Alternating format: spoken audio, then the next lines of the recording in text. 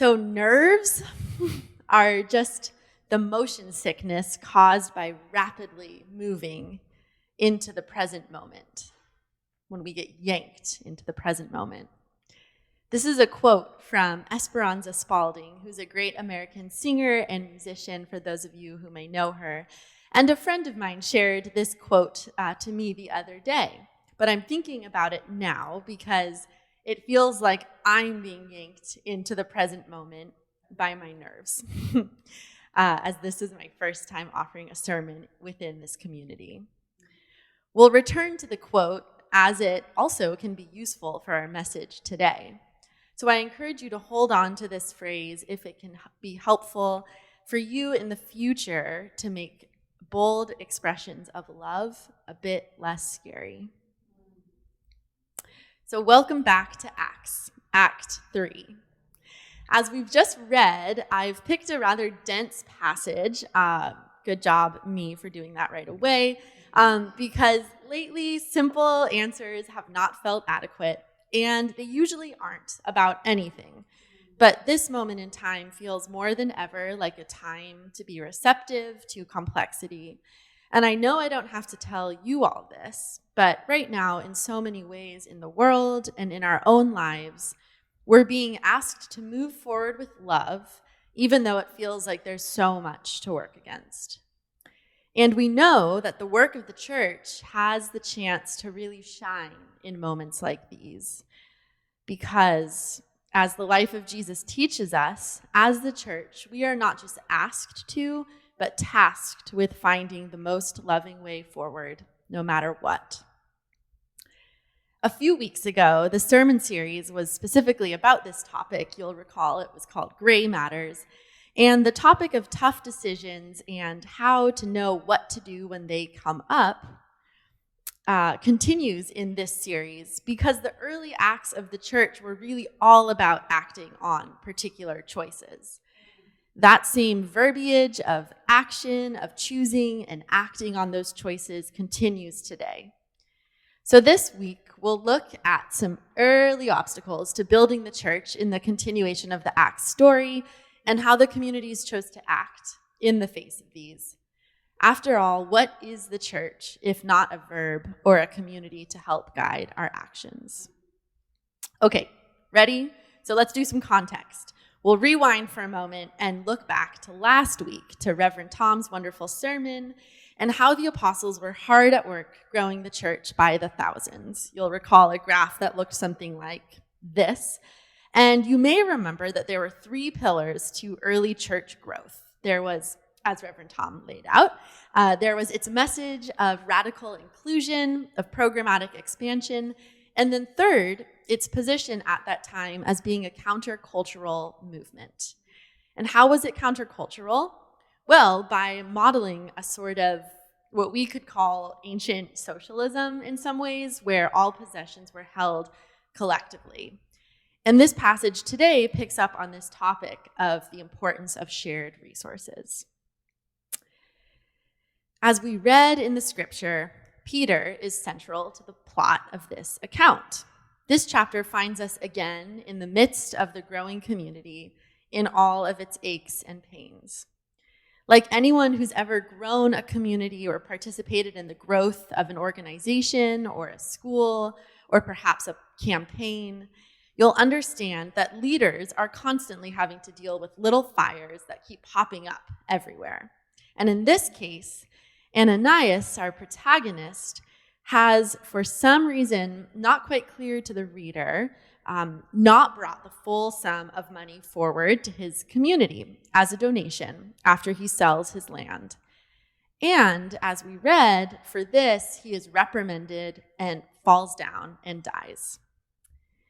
This passage, perhaps intentionally so, is evasive of responsibility. How does he die and who kills him?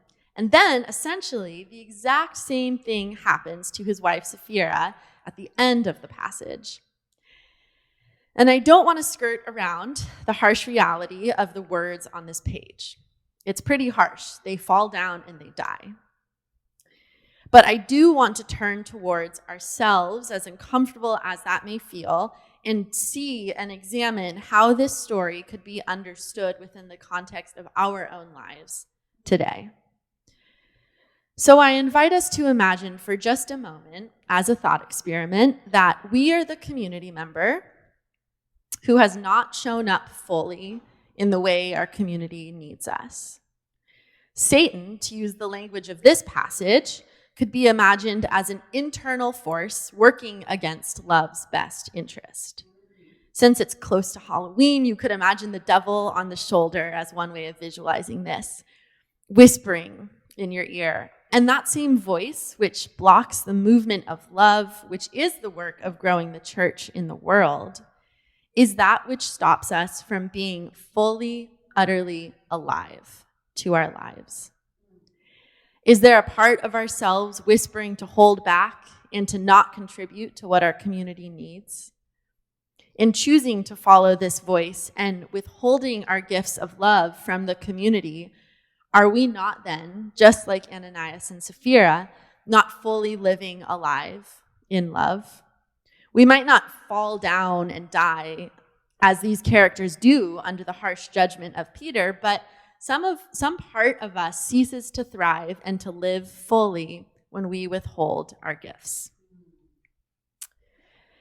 The early church communities saw this need for everyone to contribute in the ways they could. And this passage very powerfully expresses the consequences of not doing so. It illustrates that from the start, being the church in the world meant giving the gifts that one possessed in the name of love. And I don't want to suggest any sort of punitive idea here, that we should be afraid of external judgment or punishment from not doing so, because actually there are some really valid and good reasons sometimes for withholding gifts. And I bless the lives of Ananias and Sapphira in their mystery.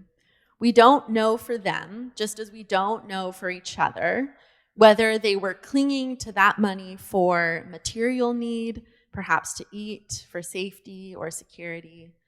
So I recognize and honor these reasons for the days or moments we just can't go all in with our love, our patience, our financial support, our volunteer time, etc.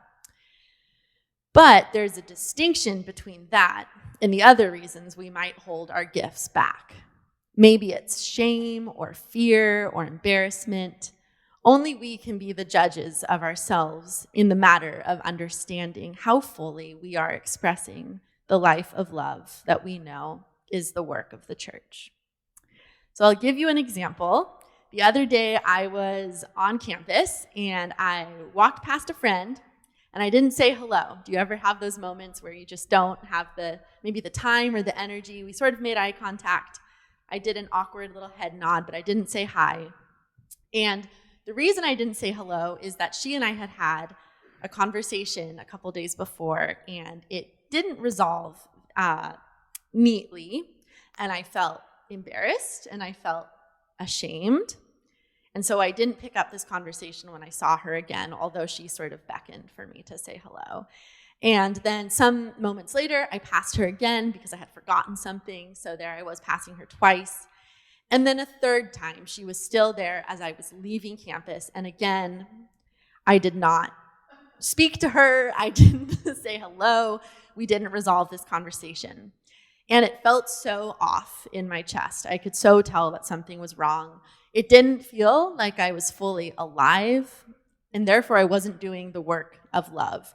Part of me was turned off. It was as if something was turned off and I was holding back. So what is the way out? Where do we look to when we feel we are not following our integrity or leaning into our full capacity for love? This story actually provides a hidden, sneaky suggestion if you look close enough. While Peter reads as a bit of a sort of judgy antagonist, at least that's how I read him in this passage, he is a key and a model or a counterexample gifted generously to the reader. And how so?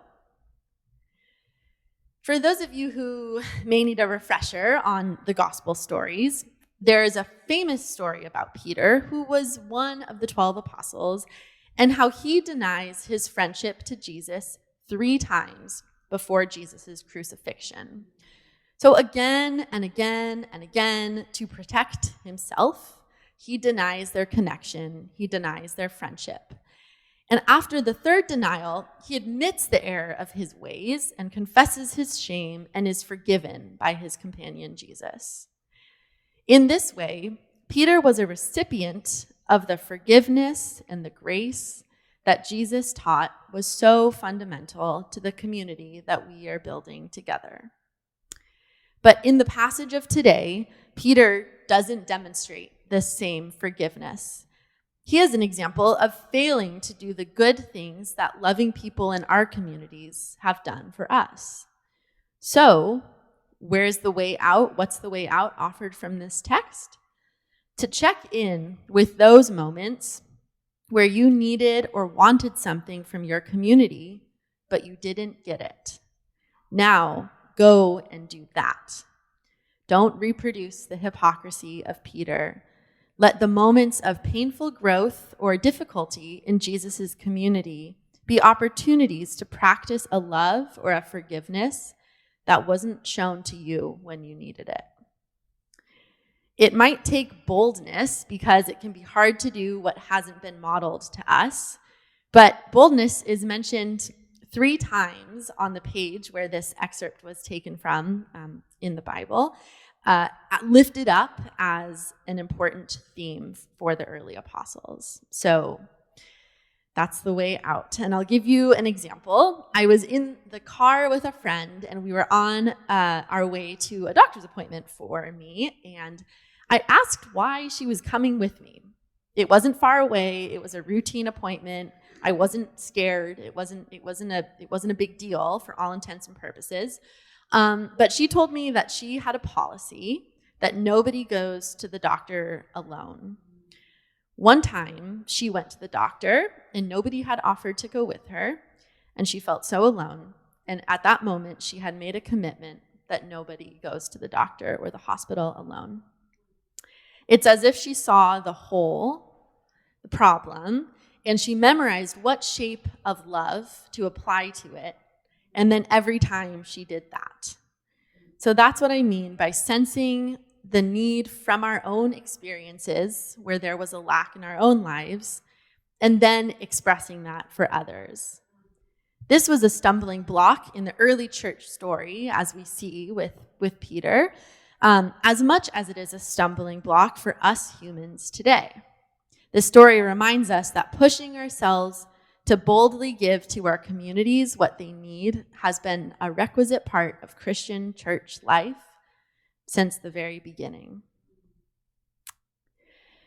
So just to close, I'd like to share a quote from the theologian Howard Thurman, who said, "Don't ask yourself what the world needs. Ask yourself what makes you come alive, and then go do that, because what the world needs is people who have come alive."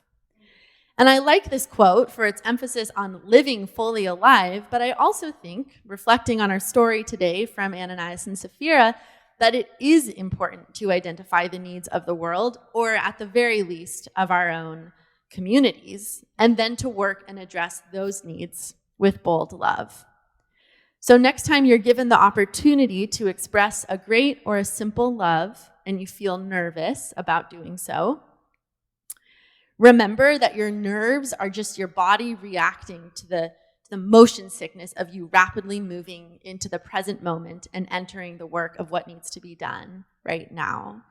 And the mission of the church now, as it was at its founding, is to love those in our midst right now in bold ways.